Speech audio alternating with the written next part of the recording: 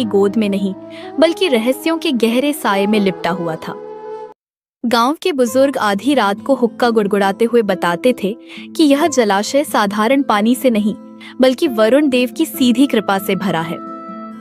जब आधी रात का सन्नाटा गहरा होता और पूरा गांव गहरी नींद की आगोश में होता, तब सरोवर के ठीक बीचों बीच एक हल्की अलौकिक नीली लौ धीरे धीरे ऊपर उठती थी। गांव वाले इसे वरुण देव की ज्योति कहते थे। गांव के पनघट पर अक्सर स्त्रियां कानाफूसी करती। बहन, सुना है परसों फिर वो नीली लौ दिखी थी। जिसने भी उसे छूने की कोशिश की, उसे सरोवर ने निगल लिया। कोई भी उस लौ के करीब जाने की हिम्मत नहीं करता था, क्योंकि लोक मान्यता थी कि बिना सिद्धि के वहां जाने वाला जल समाधि ले लेता है। सरोवर के तट पर एक आलीशान कुटिया बनी थी, जिसकी भव्यता किसी राजमहल को टक्कर देती थी। मखमली पर्दे, चंदन की महक और चारों तरफ फैला हुआ गहरा सन्नाटा यहाँ आने वाले की बुद्धि पर पर्दा डाल देता था। वहाँ दो प्रभावशाली संत रहते थे, स्वामी कपटी महाराज और उनके प्रधान शिष्य माया मुनि। स्वामी कपटी महाराज के चेहरे पर एक बनावटी तेज था और उनकी लंबी सफेद दाढ़ी उनके भीतर छिपे लालच को ढके रखती थी। माया मुनि भी कम नहीं था, उसकी नजरें हमेशा सामने वाले की जेब और गहनों पर टिकी रहती थी। एक सुबह जब कोहरा अब भी छंटा भी नहीं था, गांव का सबसे शक्तिशाली और अहंकारी जमींदार ठाकुर जगत सिंह कुटिया के द्वार पर पहुंचा। उसके जूतों की धमक से शांत वातावरण गूंज उठा। उसने भीतर प्रवेश किया, जहां स्वामी जी ध्यान का नाटक कर रहे थे। महाराज, इस तुच्छ प्राणी का दंडवत स्वीकार करें। आपकी ख्याति अब शहर के बड़े बड़े सेठों और दरबारों तक पहुंच गई है। कपटी महाराज ने अपनी एक आंख आधी खोली और माया मुनि को इशारा किया। सावधान ठाकुर, महाराज इस समय वरुण देव से सीधा संवाद कर रहे हैं। तुम्हारी आवाज उनके ध्यान में बाधा डाल रही है। क्षमा करें मुनि जी, पर मेरा मन अशांत है। मैंने अपनी आंखों से महाराज को जल की सतह पर चलते देखा है।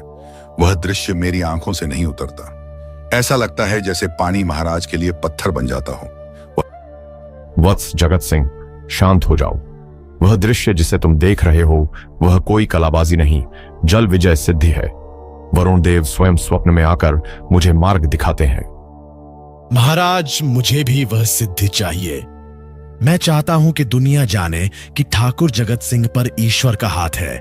मुझे वह शक्ति देखनी है और उसे हर कीमत पर पाना है। महाराज, यदि आप मुझे यह मंत्र सिखा दें तो मैं अपनी जागीर का आधा हिस्सा, अपने गोदामों का अनाज और अपनी तिजोरी की चाबियां आपके चरणों में रख दूंगा। वत्स, तुम सिद्धि को व्यापार समझ रहे हो? यह मंत्र बाजार में बिकने वाली कोई वस्तु नहीं है। यह रक्त, पसीने और अटूट श्रद्धा से सिद्ध होता है। वरुण देव केवल उसे ही अपना मार्ग दिखाते हैं जो मोह माया के बंधनों को तोड़कर अपना सर्वस्व उनके चरणों में अर्पण कर दे। क्या तुम सच में तैयार हो, या यह केवल एक क्षणिक लालच है? महाराज, ठाकुर जगत सिंह जो कहता है वह पत्थर की लकीर है।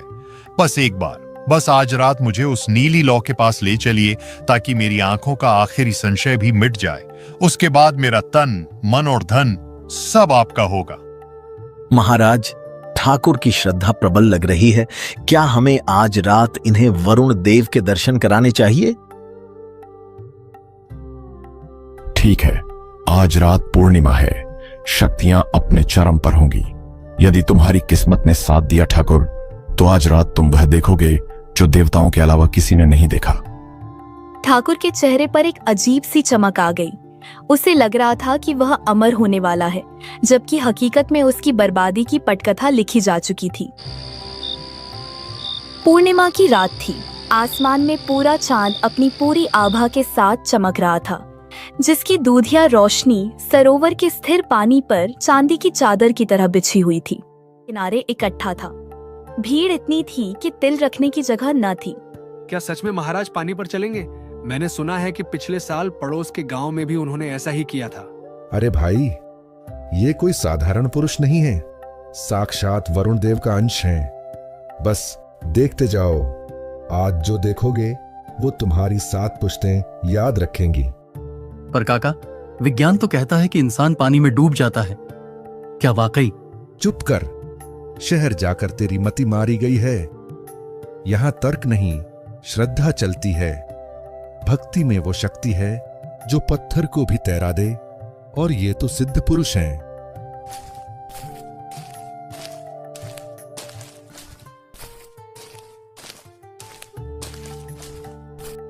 शांत, सब शांत हो जाइए। वरुण देव के आह्वान का समय हो गया है। कोई शोर न करे, वरना देव रुष्ट हो सकते हैं। हे जल के अधिपति, हे वरुण देव, अपने इन तुच्छ सेवकों को अपनी शरण दें। अपनी शक्ति का वह मार्ग प्रशस्त करें जिस पर केवल सिद्ध आत्माएं ही चल सकती हैं। ओम जल विजयाय नमः। महाराज ने अपना बायां पैर धीरे से पानी की सतह पर रखा। किनारे पर खड़ी भीड़ की सांसें जैसे रुक गईं। ठाकुर जगत सिंह सबसे आगे खड़ा था। उसकी आंखें फटी की फटी रह गईं। देख रहे हो, पैर पानी के भीतर नहीं गया, जैसे किसी ठोस जमीन पर रखा हो। महाराज ने दूसरा पैर रखा और फिर धीरे धीरे आगे बढ़ने लगे। उनके पीछे पीछे माया मुनि भी उसी लय में चल रहे थे। वे दोनों सरोवर के बीचों बीच उस नीली लौ की ओर बढ़प रहे थे।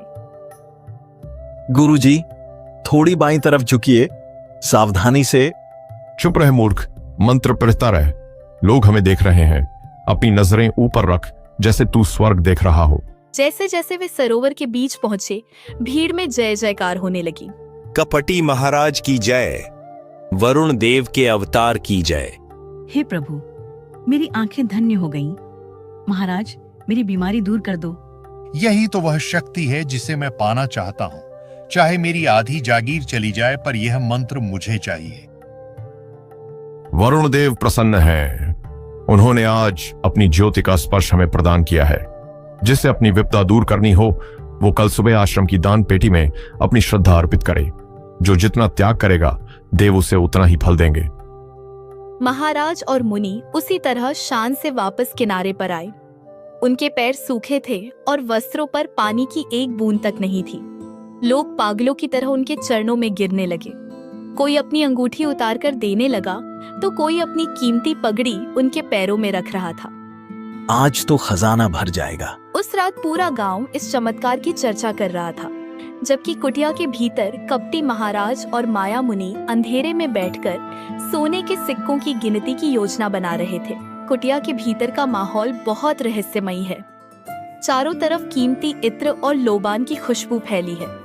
स्वामी कपटी महाराज एक ऊंचे स्वर्ण मंडित आसन पर बैठे हैं और माया मुनि उनके पास खड़ा चंवर डुला रहा है।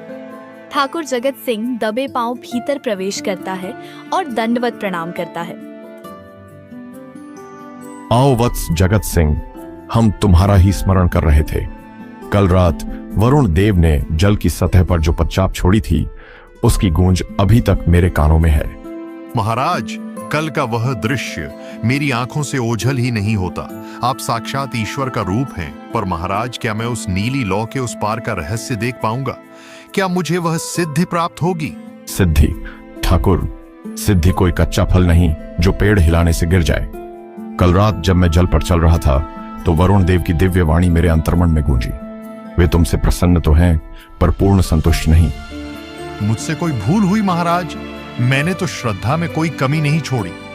श्रद्धा मन में होती है ठाकुर साहब, पर देवताओं को प्रमाण चाहिए होता है।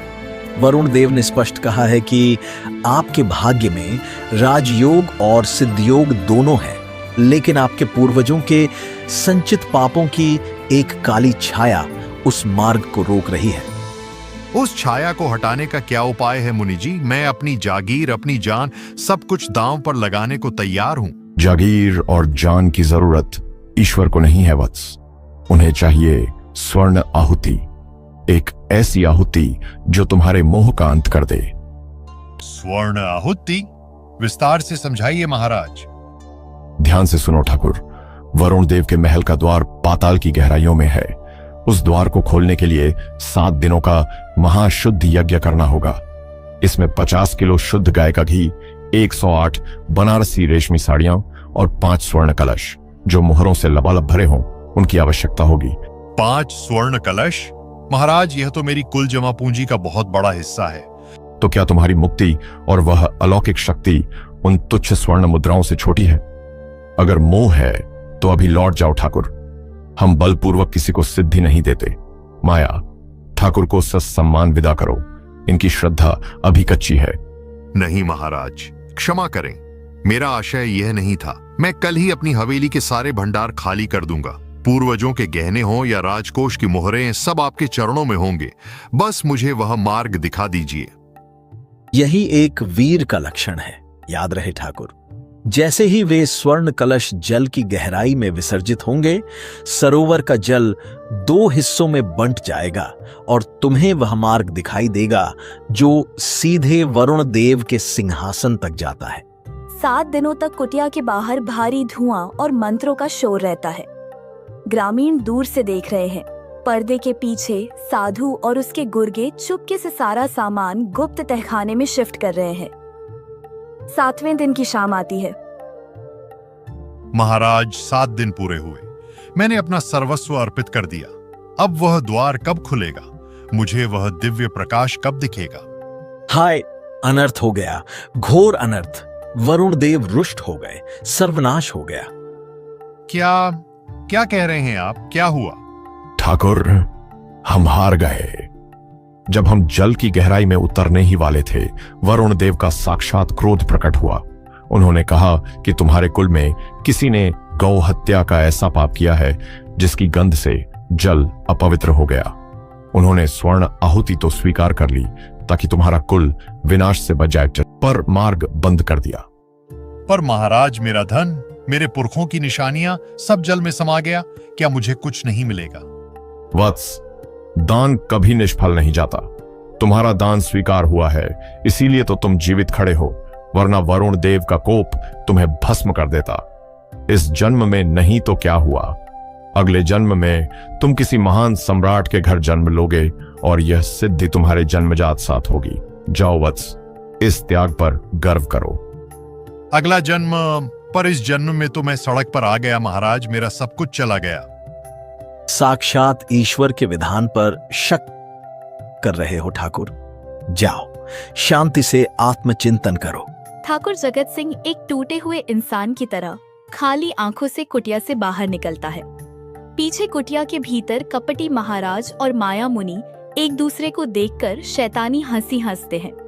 ठाकुर का छोटा भाई विक्रम जब शहर से लौटा तो गांव का नजारा बदला हुआ था। लोग खेतीबाड़ी छोड़ माला झप रहे थे और उसका अपना भाई कंगाल हो चुका था। विक्रम वैज्ञानिक सोच वाला युवक था। उसने तय किया कि वह इस चमत्कार की धज्जियां उड़ाकर रहेगा। अंधेरा घना है, केवल झींगुरों की आवाज आ रही है। विक्रम अपनी टॉर्च बुझाए हुए पानी के किनारे खड़ा है। साथ में उसका दोस्त सोमू है जो थोड़ा डरा हुआ है। विक्रम भाई, घर लौट चलो। अगर वरुण देव ने देख लिया तो हम यहीं जल समाधि ले लेंगे। सुना नहीं महाराज ने क्या कहा था? सोमू, समाधि वरुण देव नहीं, ये अंधविश्वास दिलाता है। तू बस ये रस्सी पकड़ और यहां नजर रख। मैं देख कर आता हूं कि महाराज के पैर पानी पर टिकते कहां हैं। विक्रम पानी में उतरता है। वह गोता लगाता है। पानी के नीचे वह अपनी वाटरप्रूफ टॉर्च जलाता है। वह देखता है कि पानी की सतह से मात्र 2 इंच नीचे लकड़ी के चौड़े कुंदे एक कतार में जड़े हुए हैं। वह ऊपर आता है और हांफते हुए बोलता है, मिल गया सोमू, मिल गया। ये कोई मंत्र नहीं बल्कि सिविल इंजीनियरिंग का एक घटिया खेल है। भारी भीड़ जमा है। कपटी महाराज और माया मुनि मंच पर हैं। विक्रम भीड़ को चीरते हुए आगे आता है। आज की पूर्णिमा पर जो भी श्रद्धा से अपनी अंतिम पूंजी अर्पित करेगा, वरुण देव उसे स्वयं साक्षात दर्शन देंगे। ठहरिए महाराज, दर्शन वरुण देव देंगे या वो लकड़ी के खंभे जो आपने कल रात पानी में ठीक किए थे? भीड़ में सन्नाटा छा जाता है। लोग विक्रम को हैरानी से देखते हैं। मूर्ख बालक, तेरी जीभ कैसे चली? तू उस शक्ति का अपमान कर रहा है जिसने तेरे भाई को मोक्ष के द्वार तक पहुंचाया है। मोक्ष के द्वार तक या कंगाली की राह पर? महाराज, अगर आप में इतनी ही शक्ति है तो जरा उस रास्ते से हटकर 2 कदम दाहिनी ओर चलकर दिखाइए। चलिए, अभी दूध का दूध और पानी का पानी हो जाएगा। विक्रम, ये क्या अनर्थ कर रहा है? माफी मांग महाराज से। भाई साहब, आंखें खोलिए। ये धर्म नहीं, धंधा है। महाराज, आप पानी पर नहीं चलते, आप उस गुप्त पुल पर चलते हैं जिसे आपके चेलों ने कीचड़ और धुंध की आड़ में बनाया है। सावधान, वरुण देव का कोप गिरेगा। यह लड़का अधर्मी है, इसे सरोवर से दूर ले जाओ। गांव वालों, क्या आप सच देखना चाहते हैं? सुक्खा, कालू, कूदो पानी में और दिखा दो इन पाखंडियों का सच। विक्रम के इशारे पर 4-5 हट्टे कट्टे युवक पानी में कूद जाते हैं। वे उसी जगह गोता लगाते हैं जहां महाराज पैर रखते थे। अरे यहाँ तो लकड़ी का भारी पटरा लगा है, ये देखो। युवक मिलकर लकड़ी के एक विशाल कुंदे को उखाड़कर ऊपर खींच लाते हैं। पूरी भीड़ हक्की बक्की रह जाती है। देख लिया? और वो नीली लौ, महाराज, फास्फोरस का नाम सुना है? जो हवा के संपर्क में आते ही जलने लगता है। रात के अंधेरे में आप वही पत्थर फेंकते हैं जिससे लोग उसे देवता की ज्योति समझ लेते हैं। कमीनो, तुमने मेरी श्रद्धा का सौदा किया। मेरी पुरखों की कमाई उस लकड़ी के पुल पर खड़ी होकर लूट ली। नहीं, यह तो परीक्षा थी। वरुण देव परीक्षा ले रहे थे। परीक्षा खत्म हुई मुनि जी, अब हिसाब का वक्त है। गांव वालों, इनका सारा काला चिट्ठा उस कुटिया के तहखाने में है जहां भाई साहब का सोना छिपाया गया है। भीड़ उग्र हो जाती है। लोग लाठियां उठा लेते हैं। तभी वातावरण बदलने लगता है और कबीर साहिब का प्रवेश होता है। सरोवर का किनारा, जहां पानी के नीचे से निकली लकड़ियां और पत्थर पाखंड की गवाही दे रहे हैं। भीड़ उग्र है। साधु जान बचाने के लिए गिड़गिड़ा रहे हैं। अचानक वातावरण बदलने लगता है। धोखेबाजों, तुमने मेरी पुरखों की निशानियां लूट ली, मुझे कंगाल बना दिया। आज इस सरोवर का पानी तुम्हारे खून से लाल होगा। मारो इन्हें। भीड़ पत्थर उठाती है। तभी हवाओं का रुख बदलता है। एक धीमी लेकिन रूहानी आवाज गूंजती है, राम राम। एक दिव्य प्रकाश क्षितिज से फूटता है और सबकी नजरें पानी की ओर मुड़ जाती हैं। देखो, वह कौन है? क्या वह भी लकड़ी पर चल रहा है? नहीं, असंभव। वह तो बिल्कुल पानी के बीचों बीच है, जहां गहराई सबसे ज्यादा है। उसके नीचे कोई पुल नहीं है। कबीर साहिब का प्रवेश होता है। वे साधारण सफेद वस्त्र पहने हैं। उनके चेहरे पर एक ऐसी शांति है जो उग्र भीड़ को भी सुन्न कर देती है। मन न रंगाए, रंगाए जोगी कपड़ा, दाढ़ा बढ़ाए जोगी हो गए बकरा। भीड़ स्तब्ध खड़ी है। कपटी महाराज और माया मुनि डर के मारे थर थर कांप रहे हैं। कबीर साहिब उन दोनों के सामने आकर खड़े हो जाते हैं। आप कौन हैं? क्या आप भी कोई सिद्ध महात्मा हैं? हमें बचा लीजिए, ये लोग हमें मार डालेंगे। मैं तो सिर्फ एक जुलाहा हूं भाई। सूत काटता हूं और सत्य बुनता हूं। महात्मा तो तुम थे जो पानी पर चलने का नाटक कर रहे थे। अब जब पानी ने तुम्हारा बोझ सहने से मना कर दिया तो डर कैसा? महाराज, आप इनके पक्ष में मत बोलिए। इन्होंने धर्म का अपमान किया है। इन्होंने हमें लूटा है। इन्हें मौत मिलनी चाहिए। ठाकुर, धर्म का अपमान इन्होंने बाद में किया, पहले तुमने किया। क्या तुम्हारा ईश्वर इतना निर्धन है कि उसे सोने के घड़े और रेशमी साड़ियों की जरूरत है? क्या वह इतना बहरा है कि उसे शोर शराबे वाले मंत्रों के बिना सुनाई नहीं देता? पर इन्होंने चमत्कार दिखाया था। चमत्कार आंखों का धोखा हो सकता है, पर सत्य हृदय का अनुभव है। तुमने लालच में आकर अपनी बुद्धि गिरवी रख दी और इन्होंने तुम्हारी मूर्खता की फसल काटी। गलती किसकी बड़ी है? भीड़ में सन्नाटा छा जाता है। कबीर साहिब उन दोनों साधुओं की ओर देखते हैं जो अब कबीर साहिब के पैरों में गिर पड़े हैं। हमें क्षमा कर दीजिए। हमने झूठ बोला, हमने लोगों की श्रद्धा से खिलवाड़ किया। हमें इस भीड़ से बचा लीजिए, हम सब कुछ लौटा देंगे। माला फेरत झुक भया, फिरा न मन का फेर। कर का मन का डार दे, मन का फेर।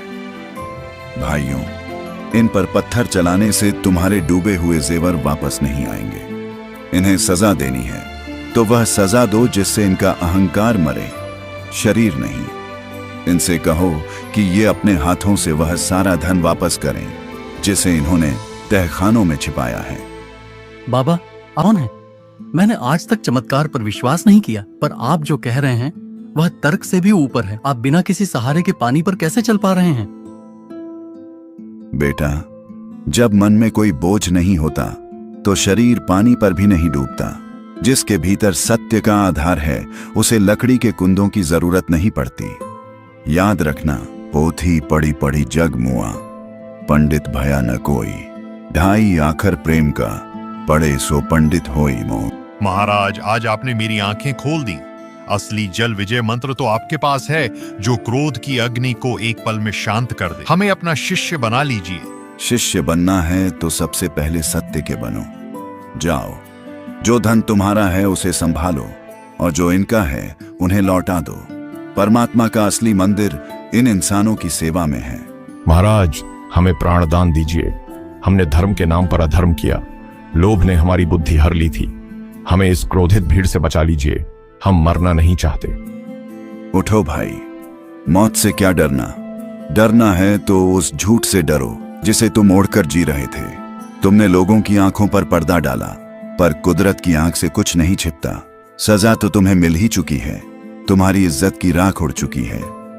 हम क्या करें प्रभु? यह सारा पाप का धन, यह सब हमारे किस काम का?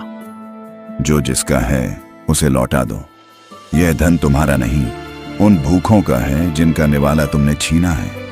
माया, यह कंचन और कामिनी ही तो इंसान को अंधा करती है।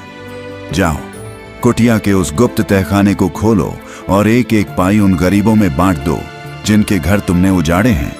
गुरुदेव, मैं तो कहीं का नहीं रहा। मेरा अहंकार, मेरी जागीर, मेरे पूर्वजों की इज्जत सब मिट्टी में मिल गया। मैंने सिद्धि के लालच में अपना घर फूंक दिया। अब मेरा क्या मार्ग है? क्या ईश्वर मुझे कभी क्षमा करेगा? जगत सिंह, तू कहता है कि तू लुट गया। मैं कहता हूं कि तू आज पहली बार अमीर हुआ है। तेरा कूड़ा करकट, तेरा अहंकार और तेरा झूठा आडंबर चला गया। यह तो अच्छा ही हुआ। खाली बर्तन में ही तो अमृत भरा जा सकता है। जब तक तू ठाकुर था, तब तक तू इंसान नहीं बन पाया था। पर गुरुदेव, अब मेरे पास कुछ नहीं बचा। मैं अपने परिवार को क्या मुंह दिखाऊंगा? गांव वाले मुझ पर हंसेंगे। दुनिया की हंसी से क्या डरना? डरना है तो अपने भीतर बैठे उस राम से डर जो सब देख रहा है। सुन भाई, साईं इतना दीजिए, जा में कुटुंब गघा समाए। मैं भी भूखा न रहूं, साधु न भूखा जाए। परमात्मा को सोने के घड़े नहीं चाहिए, उसे तो बस तेरा साफ मन चाहिए। जा, अपने खेतों में पसीना बहा, ईमानदारी की रोटी कमा, वही असली सिद्धि है। महात्मा जी, आपकी बातों ने आज मेरी विज्ञान की शिक्षा को भी पूर्ण कर दिया। मैंने तो केवल लकड़ी और पत्थरों का सच पकड़ी था, आपने तो जीवन का सच दिखा दिया। बेटा, तर्क की आंख बाहर का सच देखती है और श्रद्धा की आंख भीतर का। दोनों जरूरी हैं, पर याद रखना, जहां पाखंड हो वहां सवाल उठाना ही सबसे बड़ी पूजा है। गांव वालों, देखो इन पत्थरों को, इन लकड़ियों को। क्या पानी पर चलना ही भगवान का होना है? नहीं, पानी पर तो तिनका भी तैर जाता है। इंसान वो है जो दुख के दरिया में डूबते हुए दूसरे इंसान को पार लगा दे। आज से इस सरोवर का नाम नील सरोवर नहीं, सत्य सरोवर होगा। और याद रखना, मुंह को कहां ढूंढे रे बंदे, मैं तो तेरे पास में। न तीरथ में न मूरत में, मैं तो हूं विश्वास में। गुरुदेव, हमें अपनी शरण में ले लीजिए। हम जीवन भर भक्तों की सेवा करेंगे और आने वाले हर यात्री को आपके सत्य का मार्ग दिखाएंगे। कबीर साहब सभी गांव वालों को दीक्षा देते हैं। सूरज पूरी तरह ढल चुका है, पर गांव वालों के चेहरों पर सत्य का एक नया उजाला चमक रहा है।